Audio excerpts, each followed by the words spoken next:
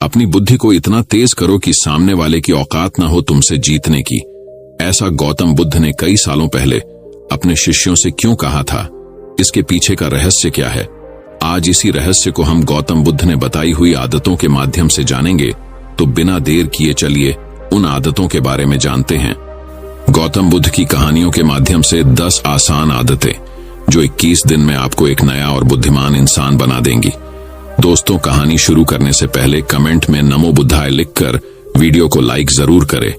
तो चलिए शुरू करते हैं इस कहानी को। एक गुरु अपने शिष्यों को प्रवचन दे रहे थे। वो बोल रहे थे कि हजारों मील का सफर भी सिर्फ एक ही कदम से शुरू होता है। देखा जाए तो अपनी जिंदगी में लक्ष्य हम सभी तय करते हैं, अपने लिए ख्वाब बुनते हैं, खुद को लेकर कई सारे सपने भी देखते हैं, लेकिन अपने लक्ष्य, अपनी मंजिल के पीछे भागने की बजाय ज्यादातर लोग अपने उन ख्यालों के पीछे भागते रह जाते हैं जिनका शायद सच्चाई से कोई वास्ता ही नहीं है, जो सिर्फ उनके दिमाग की एक उपज है। इन सभी गैर जरूरी ख्यालों के पीछे भागते हुए वह इस बात का अंदाजा लगाने की कोशिश भी नहीं करते कि वो ख्याल सकारात्मक है या नकारात्मक सच है, या उनके दिमाग की सिर्फ एक उपज है, या वह किसी और से प्रभावित है, उसका सच्चाई से कोई संबंध है भी या नहीं। और शिष्यों, इसीलिए ज्यादातर लोग अपनी मंजिल तक नहीं पहुंच पाते और जीवन भर असफल रह जाते हैं। गुरु यह सब बोल ही रहे थे कि तभी एक शिष्य खड़ा होता है और गुरु से कहता है, गुरुदेव, आपने ये तो बता दिया कि ज्यादातर लोग असफल क्यों होते हैं, लेकिन क्या आप हमें यह बता सकते हैं कि हम सफल कैसे हो सकते हैं? वो कौन सी छोटी छोटी आदतें हैं जो हमें सफलता के लिए तैयार करती है और फिर सफलता के शिखर तक पहुंचाती है? गुरु ने शिष्य का पूरा प्रश्न बड़े ध्यान से सुना और फिर हाथ के इशारे से उसे बैठने का आदेश देते हुए अपने सभी चीजों से कहा, जीवन में सफल होने के लिए सिर्फ जोश और इच्छा शक्ति का होना ही आवश्यक नहीं है, क्योंकि ये दोनों चीजें सिर्फ हमें प्रेरित करके हमसे काम की शुरुआत करवा सकती है, लेकिन पूरे जोश और उत्साह के साथ लंबे समय तक अपने लक्ष्य पर टिके रहने और दूर के बड़े लक्ष्यों को हासिल करने के लिए हमें उन आदतों को अपनी रोजमर्रा के जीवन का हिस्सा बनाना पड़ेगा जो व्यक्ति को सफलता के लिए तैयार करती है और उसे सफल बनाती है। तो आज मैं आपको 10 ऐसी आसान आदतों के बारे में बताऊंगा जिनको अगर आपने अपने जीवन का हिस्सा बना लिया तो सिर्फ 30 दिनों में आप अंदर से एक बिल्कुल ही अलग इंसान बन जाएंगे और खुद के भीतर एक गजब की सकारात्मक ऊर्जा और जो उसको महसूस करेंगे जो आपको सफलता के शिखर तक पहुंचाएगी। तो उन सफल आदतों की श्रेणी में पहली आदत है, अपने दिन की शुरुआत धन्यवाद के भाव के साथ करेंगे। सुबह जैसे ही आपकी आंख खुले तो कुछ भी सोचने से पहले, कुछ भी करने से पहले, बिस्तर से उठने से पहले अपने दोनों हाथों को जोड़कर आसमान की तरफ देखते हुए जिसकी शक्ति पर आप विश्वास करते हैं उसका आह्वान करते हुए उन 3-4 चीजों को याद कीजिए जिसके लिए आप ईश्वर की उन 3-4 लोगों, चीजों या घटनाओं के लिए ईश्वर का आभार व्यक्त कीजिए जिनकी वजह से आपके जीवन में बेहतरी आई है, आप ज्यादा खुशहाल और समृद्ध हुए हैं। ज्यादातर मौकों पर हमारे जीवन में, हमारे घरों में, हमारे परिवारों में, हमारे आसपास के माहौल में एक ही वो इंसान होता है जो हमारे सबसे ज्यादा दुख हो और परेशानियों का कारण होता है, लेकिन हमारे आसपास 99% लोग अच्छे होते हैं। हमारे जिंदगी में 99% चीजें बहुत अच्छी है, लेकिन अगर हम बुरे इंसान पर, बुरी घटनाओं पे, बुरी परिस्थितियों पे, बुरे परिणामों पर ध्यान देंगे तो फिर पूरा दिन हमें उस तरह की चीजें और मिलेंगी। लेकिन अगर हम शुक्रगुजार हैं अपने जीवन की 99% अच्छी चीजों के लिए तो फिर हमारे पास और अच्छा चलकर जरूर आएगा। ये जो आभार व्यक्त करने की आदत है, ये हमारी मानसिकता को सुबह सुबह ही बदल कर रख देती है और सकारात्मक तरीके से अपने दिन की शुरुआत करने में मदद करती है। इस अभ्यास को करने में बहुत थोड़ा सा ही समय लगता है, लेकिन यह आपके पूरे दिन के काम करने के तरीके, आपकी मानसिकता और आपके विचारों को पूरी तरह से बदल कर रख सकती है। सफल आदतों की श्रेणी में दूसरी आदत है, आपको हर दिन व्यायाम जरूर करना चाहिए। आप चाहे दौड़ लगाए, कसरत करें, योगासन करें या फिर प्राणायाम, लेकिन आपको हर सुबह कोई ना कोई ऐसी क्रिया जरूर करनी है जिसमें आपके शरीर को मेहनत करनी पड़े, उसे पसीना बहाना पड़े। यह इंसानी शरीर बना ही मेहनत करने के लिए है। इसे हर समय आराम देने से यह निष्क्रिय, कमजोर और रोगग्रस्त हो जाता है। व्यायाम करना न सिर्फ आपके शरीर को फायदा पहुंचाता है, बल्कि ये आपके दिमाग और आपके मानसिक क्षमताओं को बढ़ाने में भी कमाल करता है। रोज व्यायाम करने से आपका शरीर और मन मजबूत होता है। आपके अंदर एक अलग ही आत्मविश्वास और तेज का जन्म होता है, जो आपकी सफलता की राह में आपके सहायक बनते हैं। सफल आदतों की श्रेणी में तीसरी आदत है, लक्ष्य निर्धारित करो और अपने दिन को योजना के अनुसार चलाओ। रात में सोने से पहले ही अगले दिन के 3 सबसे महत्वपूर्ण कामों को निश्चित कर लो और उन्हें लिख लो। फिर उसी के अनुसार अपने पूरे दिन की योजना बनाओ और उस पर अमल करो। अगर कोई व्यक्ति योजना बनाकर अपने दिन की शुरुआत नहीं करता और कोई सभी काम कभी भी करता है, तो ऐसा व्यक्ति कभी भी अपने पूरे दिन का सदुपयोग नहीं कर सकता। हालांकि ज्यादातर लोगों को पता होता है तो उनके लिए कौन सा काम महत्वपूर्ण है और कल उन्हें कौन सा काम करना चाहिए, लेकिन फिर भी वो लोग उस काम को पूरा नहीं कर पाते और उसे टालते रहते हैं। और जो व्यक्ति अपने काम को समय पर पूरा न करके उसे लगातार टालता रहता है, ऐसा व्यक्ति कभी भी बड़ी सफलता हासिल नहीं कर सकता। ज्यादातर लोगों का अपने काम को समय पर पूरा ना करना और उसे लगातार कल पर टालते रहने का सबसे बड़ा कारण है उनके अंदर आत्म अनुशासन का ना होना।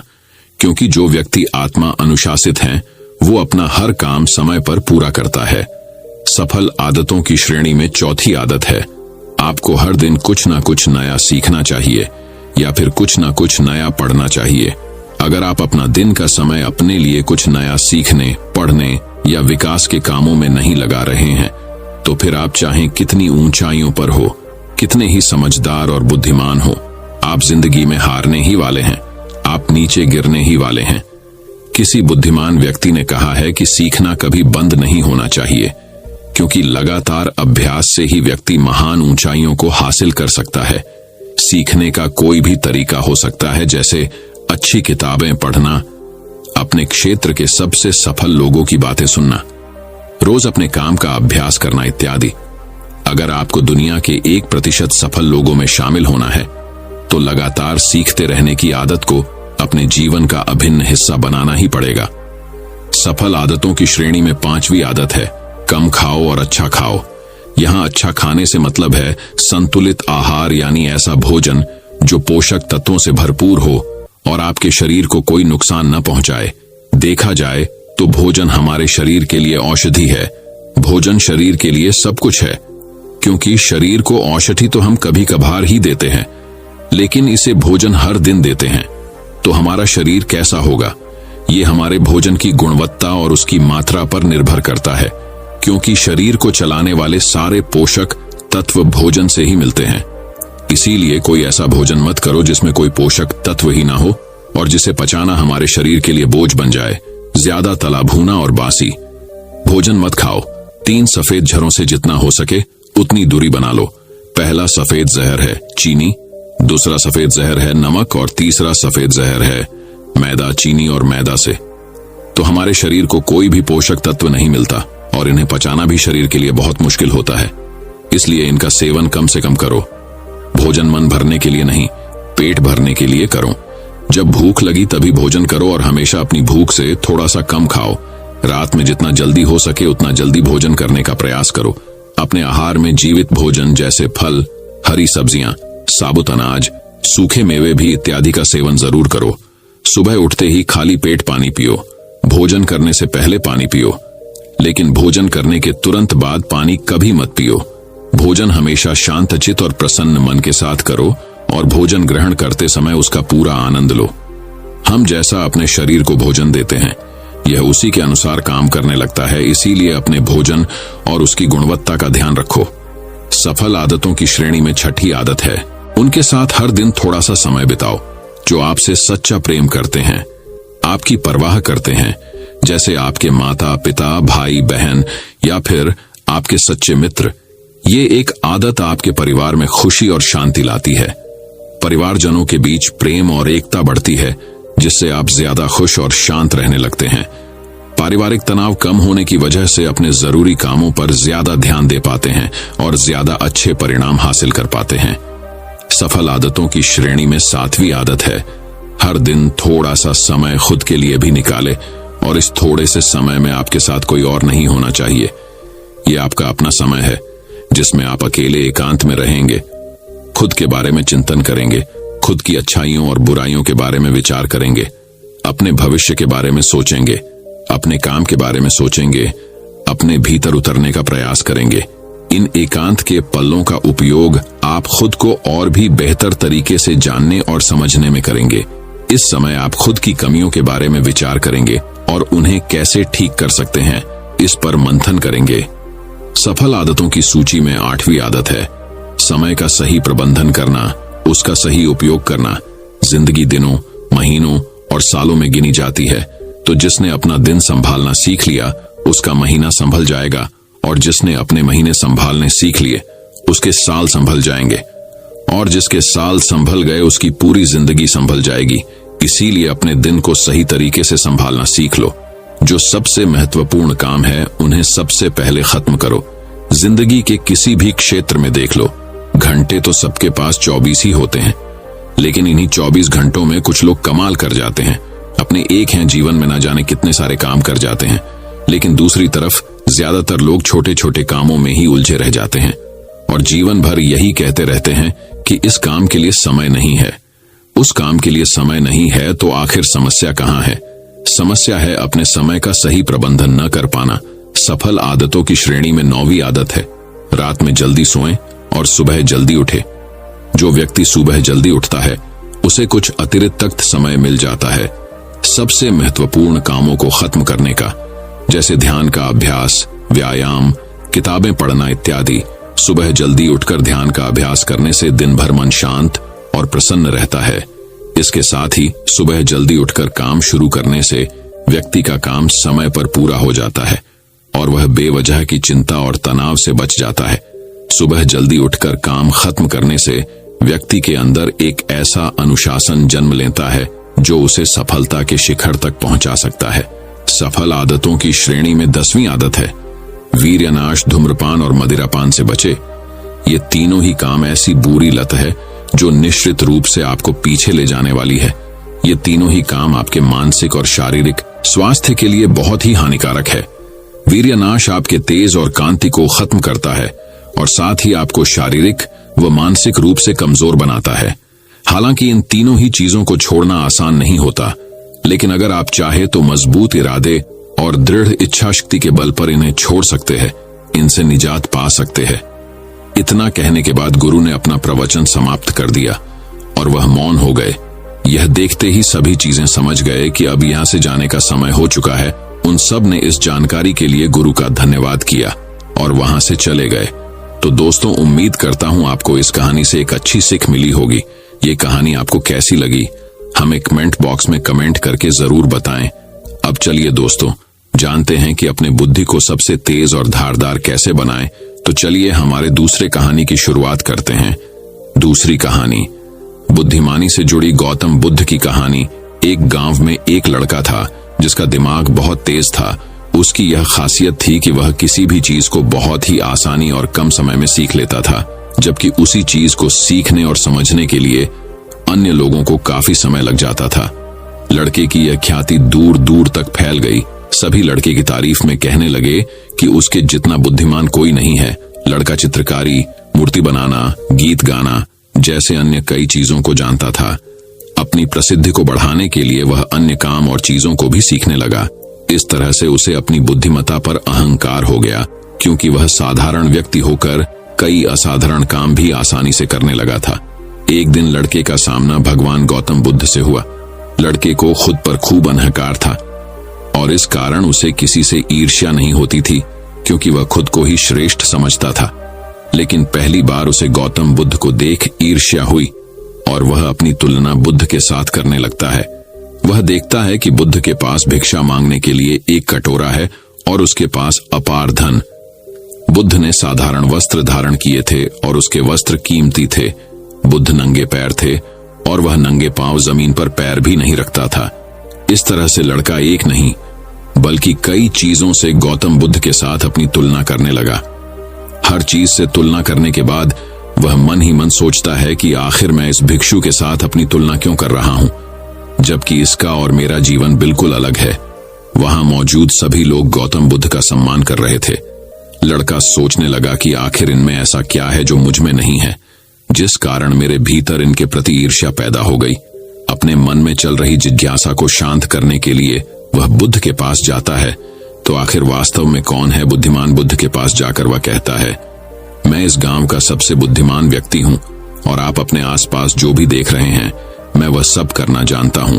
मैं किसी भी कार्य को बहुत कम समय में सीख लेता हूं, इसलिए सभी लोग मेरा सम्मान करते हैं। लेकिन फिर भी आपको देख मेरे भीतर ईर्ष्या पैदा हो गई, इसलिए मैं जानना चाहता हूं कि आपकी उपलब्धि क्या है। सभी आपको इतना आदर सम्मान क्यों दे रहे हैं? लड़के के सवाल का जवाब देते हुए बुद्ध कहते हैं, मेरी कोई उपलब्धि नहीं है, लेकिन तुम कह सकते हो कि मेरी यही एक उपलब्धि है। बुद्ध लड़के से पूछते हैं, क्या तुम्हें निंदा अच्छी लगती है? लड़का कहता है कि भला किसे निंदा अच्छी लग सकती है? बुद्ध कहते हैं कि जो तुम्हें अच्छा और बुरा लगता है मैं इनसे भी ऊपर हूं। मुझे ना निंदा सताती है और ना अपनी प्रशंसा से प्रसन्न होता हूं। यही अंतर है तुम में और मुझ में। बुद्ध कहते हैं, तुमने सैकड़ों काम सीखे लेकिन सबसे जरूरी काम को सीखना भूल गए। लड़का पूछता है, कौन सा काम? अब इस प्रकार बुद्ध ने दिया बुद्धिमान होने का ज्ञान। बुद्ध कहते हैं कि क्या तुम्हें मन को नियंत्रण करना आता है? ये बात सुनकर लड़का समझ जाता है कि उसे बुद्ध से ईर्ष्या क्यों हुई। बुद्ध कहते हैं, जिसने संपूर्ण जगत जीत लिया लेकिन अपने मन को नहीं जीत पाया, उसने कुछ भी नहीं जीता। वहीं जिसने अपने मन को जीता लेकिन अपना सब कुछ गंवा दिया, फिर भी उसने सब कुछ जीत लिया।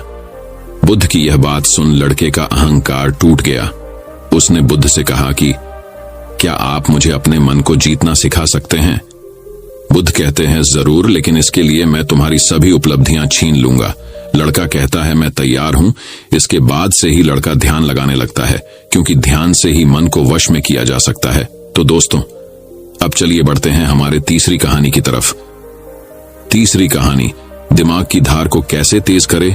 लगभग हम सभी लोग जानते हैं और साइंस भी यह सिद्ध कर चुका है कि हम हमारे दिमाग का मैक्सिमम 10% ही यूज कर पाते हैं और इसमें से ज्यादातर हमारा दिमाग बचपन में ही सब कुछ सीखता है और सबसे ज्यादा एक्टिव रहता है, क्योंकि हम हर रोज कुछ न कुछ नया कर रहे होते हैं। रोज पढ़ते हैं, नए नए खेल खेलते हैं और हमेशा एक्टिव रहते हैं। किंतु जैसे जैसे हम बड़े होते हैं, हमारे रोज के कामों में इतने व्यस्त हो जाते हैं कि कुछ नया करने और सीखने का मौका ही नहीं मिलता। लेकिन यदि हम अपने दिमाग को धार देते रहे तो हम दुनिया में जल्दी आगे बढ़ सकते हैं।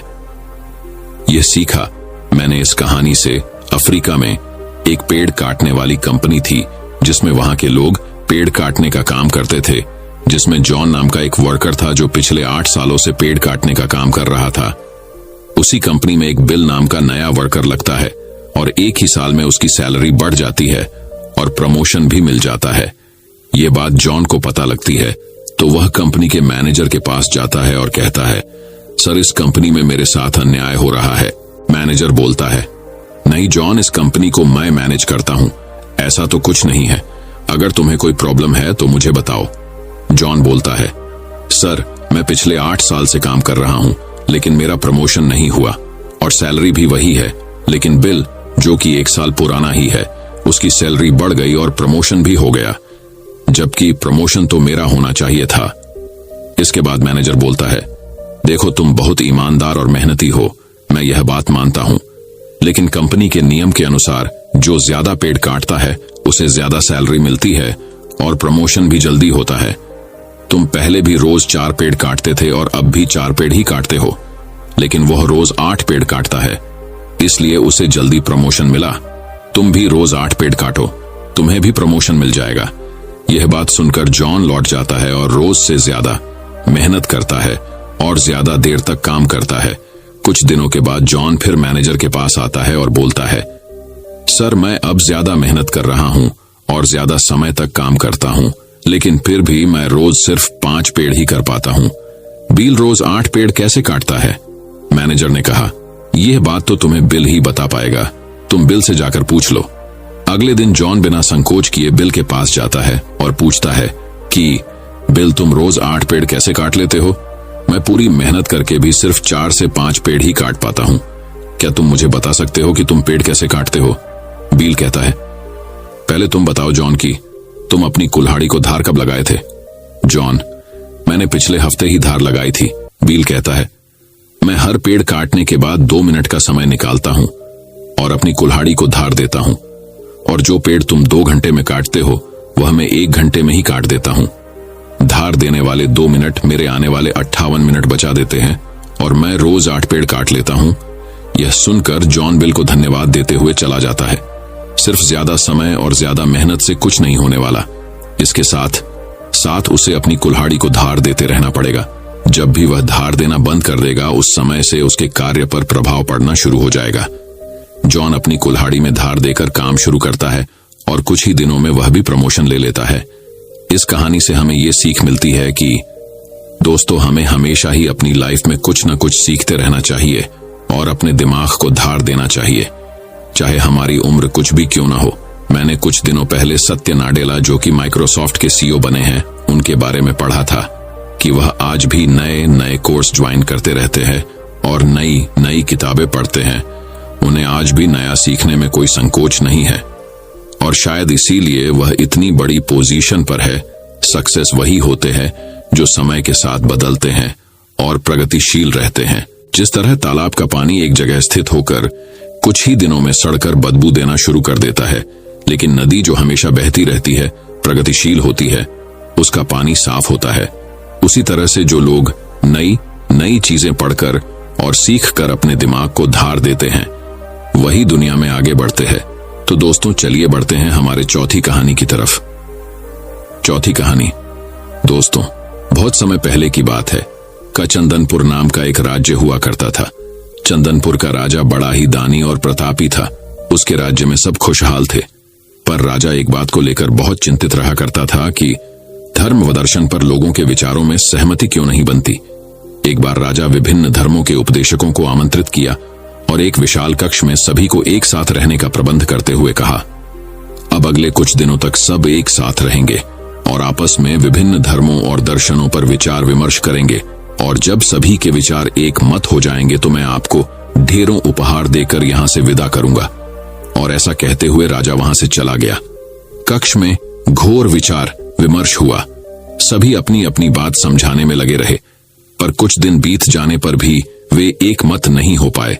पड़ोसी राज्य में रहने वाले एक महात्मा जी को जब ये बात पता चली तो वह तुरंत राजा से मिलने पहुंचा।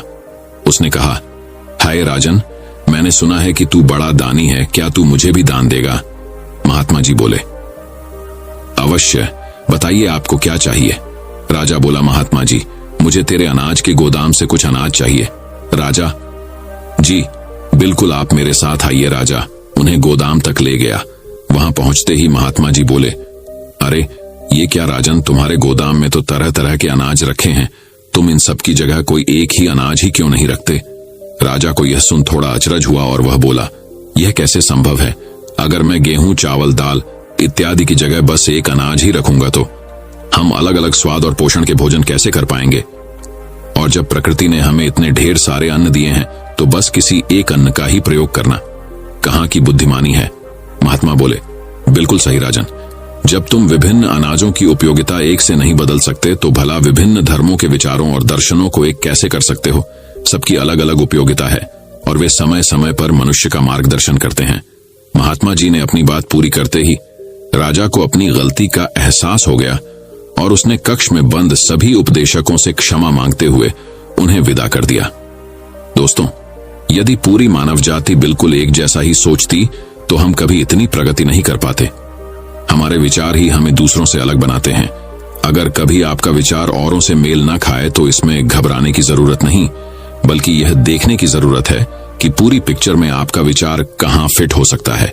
और दूसरी तरफ यदि किसी और का विचार आपसे मेल ना खाए तो उस पर नाराज होने की बजाय ये समझने का प्रयास करना चाहिए कि उसकी सोच का कहां और कैसे यूज किया जा सकता है। तो अब दोस्तों, चलिए बढ़ते हैं हमारे 5वें कहानी की तरफ। 5वीं कहानी, एक बार की बात है, एक व्यापारी व्यापार करने के लिए विदेश गया हुआ था। वहां उसका कारोबार बहुत अच्छा चल रहा था। वह धन कमाने में इतना व्यस्त हो गया था कि उसे समय का भान ही न रहा। आखिर उसने एक दिन अपने घर लौटने का फैसला कर ही डाला और कमाया हुआ बहुत सारा धन लेकर घर के लिए चल पड़ा। जब घर पहुंचा तो रात हो चुकी थी। घर का मुख्य द्वार बंद था, लेकिन एक शयनकक्ष की खिड़की से रोशनी बाहर आ रही थी। उसने खिड़की में से अंदर झांक कर देखा। उसने जो देखा सहसा उसे विश्वास ही नहीं हुआ। उसे अपने पैरों के नीचे से जमीन खिसकती हुई प्रतीत होने लगी। उसने देखा कि शयन कक्ष में उसकी पत्नी के पास एक युवक भी लेटा हुआ है। ऐसी स्थिति में उसका अपनी पत्नी के चरित्र पर संदेह होना अस्वाभाविक नहीं था। व्यापारी ने विचार किया कि ऐसे घर में रहने का क्या औचित्य हो सकता है जहां ऐसी स्त्री हो।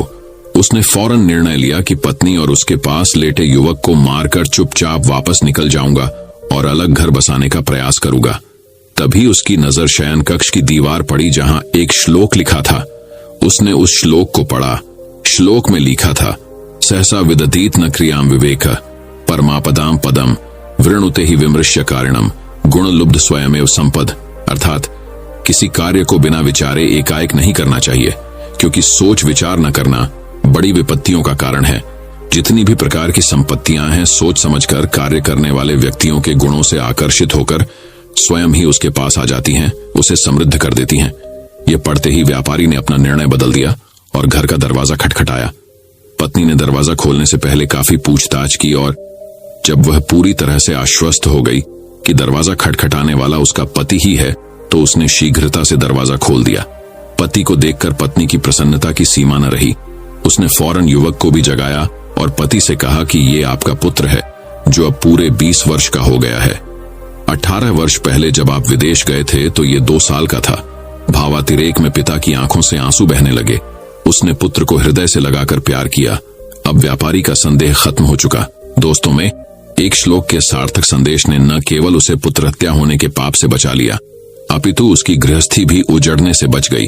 विमर्शकारिता अर्थात सोच समझकर कार्य करना व क्षिप्रकारिता अर्थात जल्दबाजी न करना महान गुण है। जीवन में भ्रांतियां अथवा समस्याएं उत्पन्न होना स्वाभाविक है। जब अचानक कोई भ्रांति उत्पन्न हो जाए अथवा समस्या आ खड़ी होती है तो हम घबरा जाते हैं और फौरन प्रतिक्रिया करते हैं। इससे कई बार समस्या सुधरने की बजाय और बिगड़ जाती है। अतः हमें कभी भी बिना पर्याप्त विमर्श किए कोई कार्य नहीं करना चाहिए। कहा गया है कि जल्दी का काम शैतान का होता है। जिस प्रकार से रोग का उपचार करने के लिए उसका सही निदान अनिवार्य है, उसी तरह से कोई समस्या हो अथवा भ्रांति को दूर करने के लिए भी पर्याप्त विचार विमर्श करना अत्यंत आवश्यक है। दोस्तों, मैं उम्मीद करता हूं कि यह कहानी सुनने से आपके जीवन में अच्छे बदलाव आए होंगे। आपको इस वीडियो से क्या सीखने मिला, ये कमेंट करके जरूर बताएं और अपने परिवार, दोस्तों या आपके करीबी इंसान के साथ ये कहानी शेयर करके उन्हें भी इस ज्ञान से परिचित करवाएं। बाकी अगर आपको यह वीडियो दिल से अच्छी लगी हो तभी इस वीडियो को लाइक कर देना और आपने अब तक इस चैनल को सब्सक्राइब न किया हो तो चैनल को सब्सक्राइब भी जरूर कर देना। आपका हर दिन शुभ हो और खुशियों से आपका जीवन भरा रहे। धन्यवाद। नमो बुद्धाय।